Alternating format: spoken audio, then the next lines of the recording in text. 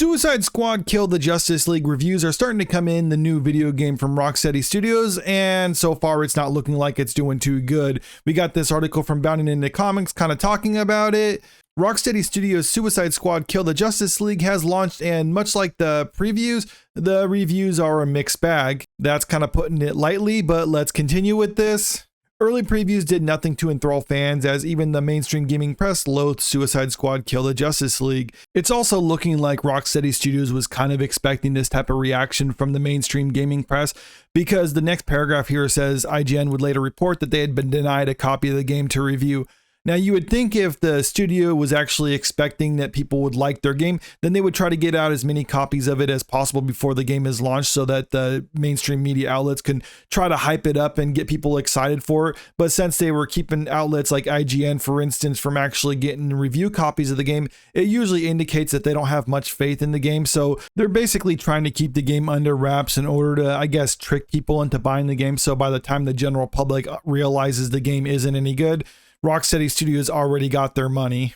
Some of the criticism being levied against this game just has to deal with the fact that it's always online, and a lot of people don't like the idea that they need to have the internet in order to actually play this game. Personally, I think it should have gone more of the Borderlands route, because that's actually the impression I got of this game when I first saw the trailers. It seemed like Borderlands, but instead it's just the Suicide Squad type characters. This would really lend itself to that format where you can have that online multiplayer and stuff like that. But I don't know, they just didn't do that for some reason. Other criticisms about this game just has to deal with it being more repetitive gameplay, and the gameplay itself isn't really innovative. It's just kind of comprised of stuff that we've seen done better from other games. Despite all that, there are still some people out there defending it, and not necessarily saying it's a great game, but there's still some fun to be had, or at least that's what they're claiming.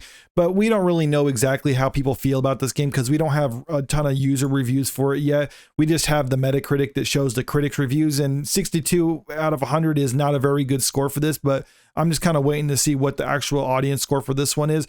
But one thing I did notice about the critic score for this is it kind of reminds me of the Marvel Avengers game when that came out, except, well, that's actually a little bit better. But once we start seeing the user reviews, that's obviously pretty bad. And a lot of the same criticism was at this one too, about it being constantly online, or the gameplay is just really repetitive. So this Suicide Squad game really does strike me as DC's version of what Marvel's did with their Avengers game.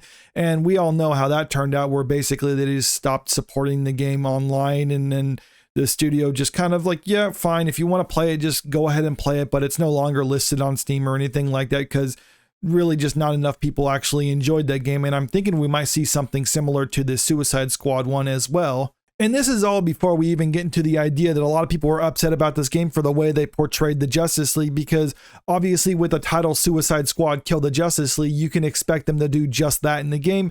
But there's a way you can actually go about it in a more respectful manner. And a lot of people are feeling like, you know, they kind of disrespected these characters because, I don't know, they just don't like DC, or they don't like the superheroes. So they wanted to just kind of like, well, in some cases, literally just pee on the corpses of these characters. We will show proper respect to this fallen hero by...